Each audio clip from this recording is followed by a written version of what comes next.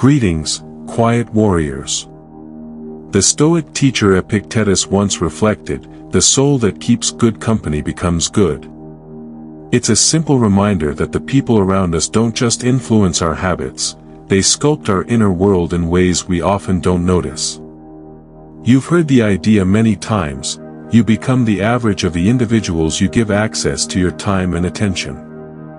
But today, on Stoic Quiet Strength, we take that idea deeper through the lens of ancient philosophy. Quiet strength isn't just a practice, it's a discipline of choosing who deserves to stand close to your silence. So in this reflection, we will explore 7 types of people who quietly corrode your peace, weaken your resolve, and distract you from the virtues you're trying to build. If you find value in this journey and want to help me keep spreading these teachings, I would truly appreciate if you tap the like button.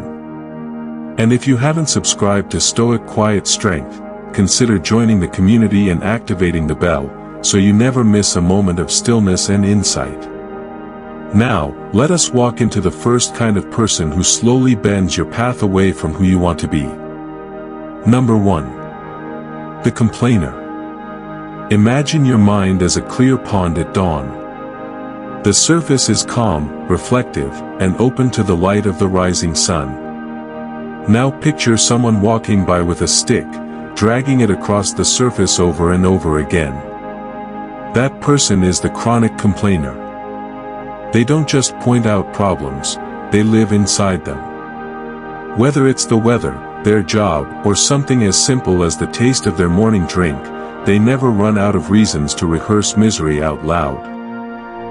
You might think their dissatisfaction is harmless, something you can simply ignore. But negativity is like water slowly dripping into a bucket. Eventually, it fills up. That is the true danger of someone who clings to disappointment. They drain you without ever raising their voice. They disturb your inner pond without meaning to. Picture working on a project with someone who always has something to criticize. Every meeting becomes a session of sighs, rolling eyes, and nothing ever works. Even if you begin with clear focus, their presence gradually dulls your enthusiasm. Tasks feel heavier, progress feels slower, and your mind becomes cluttered with thoughts that aren't even yours. Stoicism reminds us not to hand our peace to anyone, not even unintentionally. So how do we handle a chronic complainer without becoming one ourselves? One approach is to limit how much of your internal space you offer them. If they have to be around you, then become mentally distant.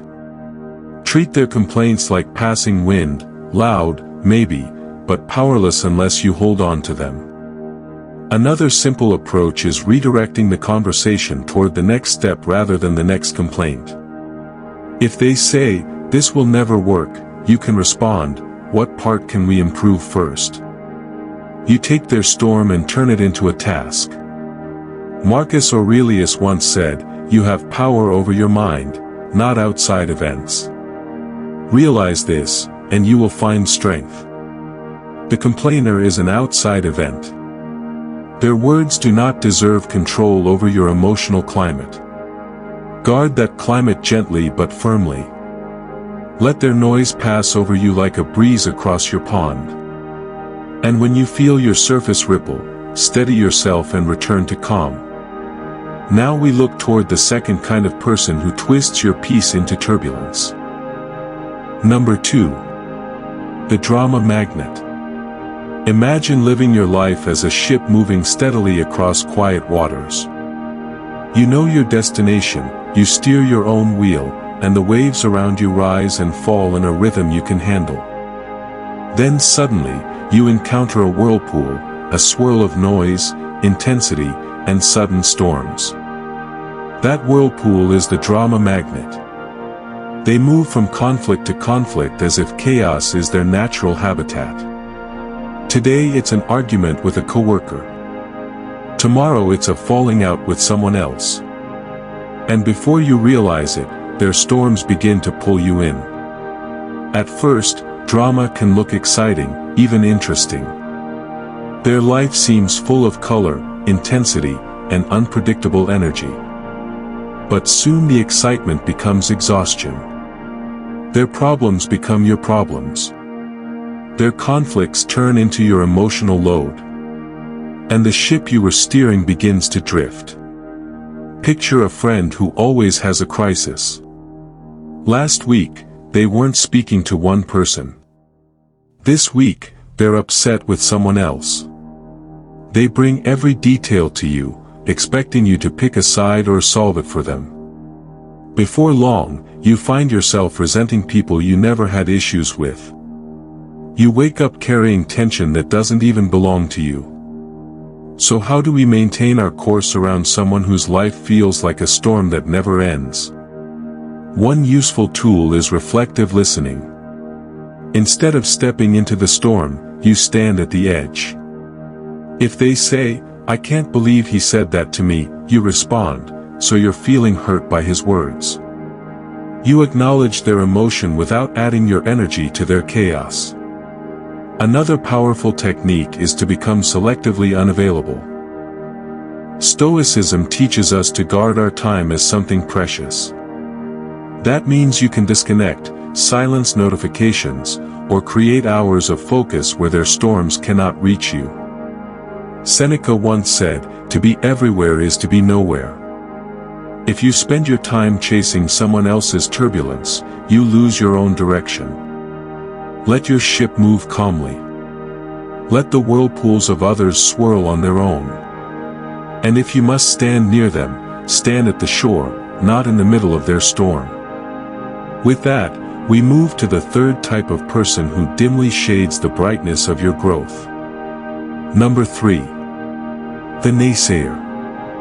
Imagine you are working on a canvas, adding color, shape, and life to a vision only you can see. You're excited, focused, and confident in your strokes. Then someone walks in, glances at your work for a moment, and says, "Are you sure this will even turn out right?" That is the naysayer. They specialize in shrinking your dreams before they have room to grow. Their doubts come disguised as concern, realism, or simple honesty. But what they really deliver is fear in small doses. And fear, repeated often enough, becomes a habit. Picture preparing for a new opportunity, maybe a career shift or a personal challenge you've researched and prepared for. You share your excitement with a naysayer. Instead of encouragement, they list the reasons it's a bad idea. They talk about risk, failure, difficulty, competition. Their voice slowly becomes part of your inner voice, tinting your canvas gray.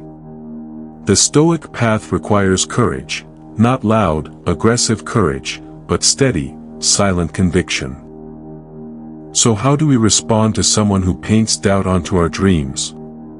One surprisingly effective approach is to ask them for advice instead of announcing your plans.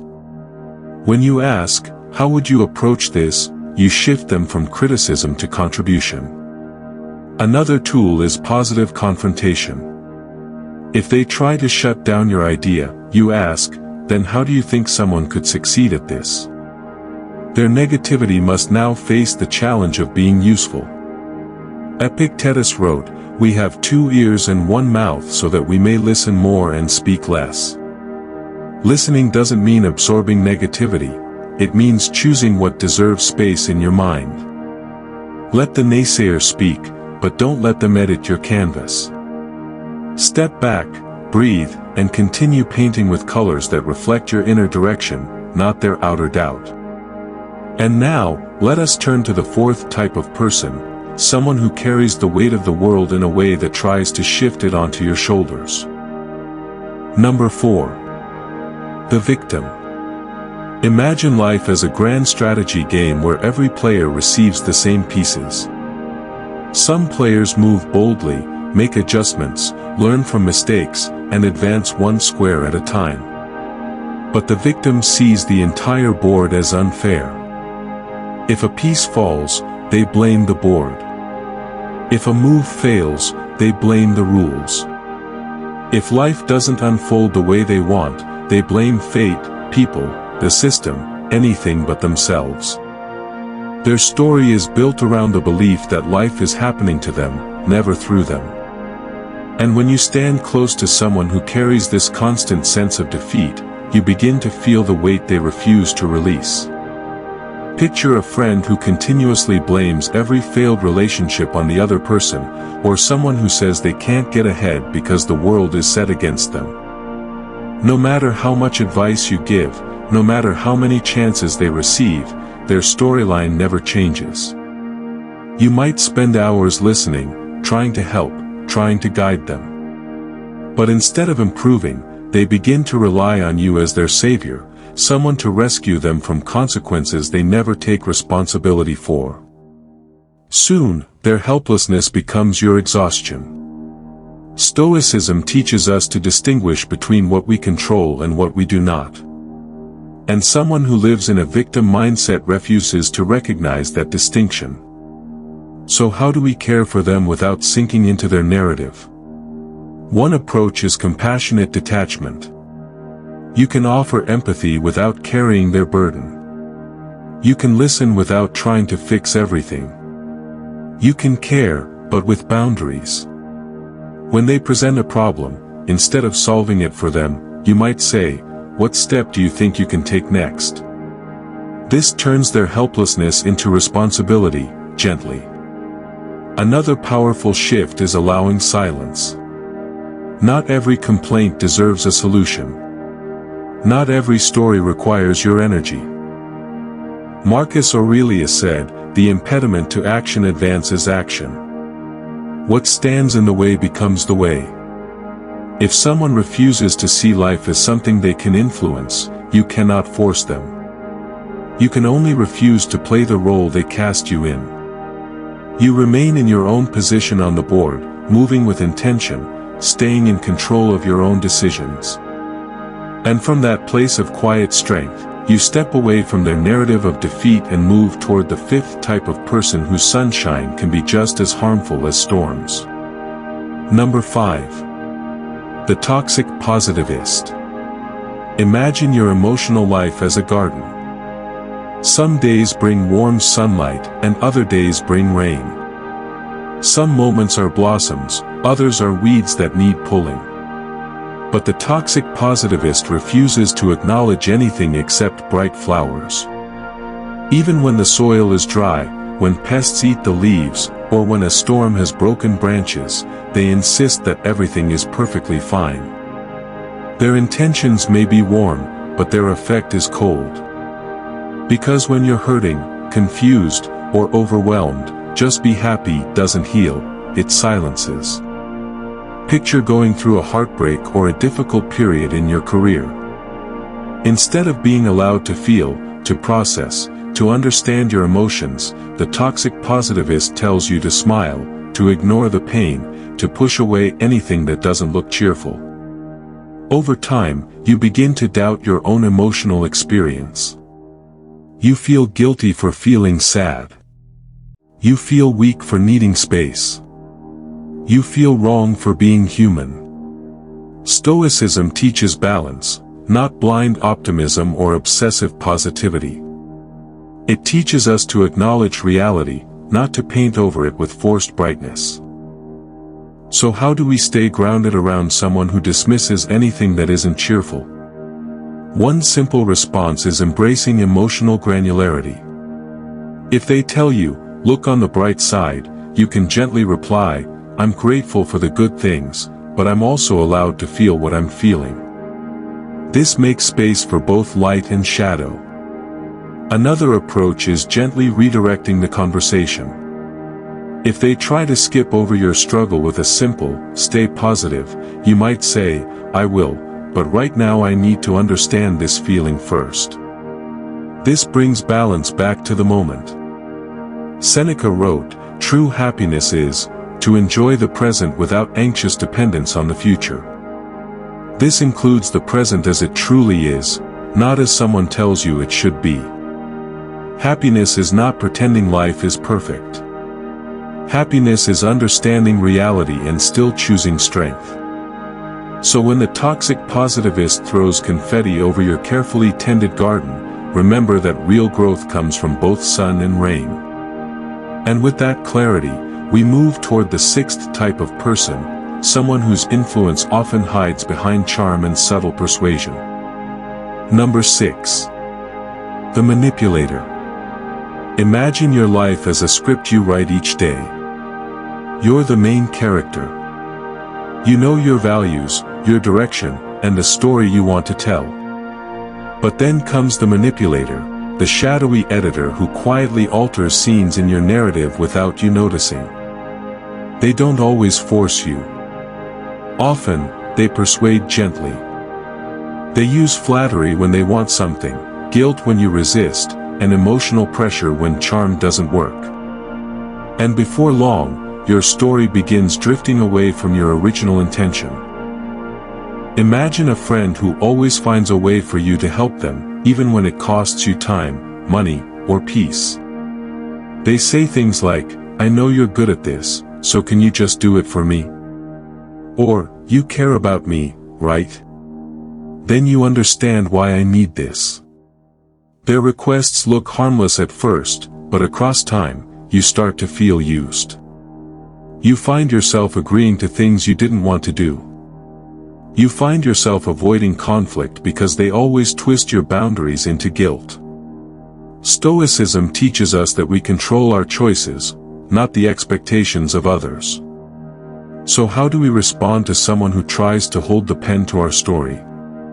One powerful tool is fogging. You acknowledge any truth they present, but refuse to be swayed by emotional pressure. If they say, "You always help me because you're reliable," you can reply, "I try to be reliable, but I can't say yes to that." Calm. Gentle. Clear. Another essential method is saying no with quiet firmness. Not anger, not long explanations. Just clarity. For example, "I can't do that, but I hope things work out for you." Clear boundaries written in peaceful ink. Epictetus said, "We cannot choose our external circumstances, but we can always choose how we respond." The manipulator relies on your predictable reactions, your kindness, your desire to help, your fear of disappointing others. But when your response changes, their influence dissolves. You take back your pen. You reclaim your script. Your life becomes yours again. And with that renewed strength, we move to the final type of person who quietly steals the one thing you can never recover. Number 7. The time vampire. Imagine your daily routine as a symphony. Each part of your day is an instrument, your work, your rest, your relationships, your personal goals. When everything plays in harmony, the result is a life that feels whole. But then comes the time vampire, an instrument that screeches off rhythm and pulls the entire composition into noise. They aren't always harmful on purpose. Some are simply unaware. The colleague who interrupts you with unnecessary questions. The friend who invites you to every event, even when they know you're exhausted. The relative who calls just to fill silence with stories that drain your mental energy. The problem is not the individual moment, it's the accumulation. A minute lost here, 10 minutes lost there, a few hours scattered throughout the week. And slowly, the symphony of your life becomes chaotic. Stoicism teaches us to value time as the most precious resource we have. So how do we protect ourselves from someone who casually disrupts our rhythm? One powerful method is creating focused intervals, time where you are simply unavailable. Whether you're working, thinking, or resting, these moments are protected. You silence distractions, you communicate boundaries, you guard your minutes like a treasure. And when it comes to social time vampires, honesty is the strongest shield. A simple, "I appreciate the invite, but I won't be able to make it," is enough. You don't owe long explanations. You owe loyalty only to your peace and your purpose. Seneca wrote, "Life, if well lived, is long enough. And a life well lived is a life where your time is guided by intention, not drained by interruption. Each moment is a brushstroke. Choose them with care. And now, as we bring this reflection to its close, we turn inward toward the final lesson embedded in all 7 types. As we reach the end of this exploration, remember that recognizing these patterns in others is only half the journey. The deeper challenge is seeing whether any of these tendencies live quietly within us. Stoicism is not only about navigating the world, it is about refining ourselves. If today's reflection stirred something in you, if it brought clarity or helped you see a part of your life differently, feel free to share your thoughts or experiences in the comments. I read them, and I value the reflections this community brings.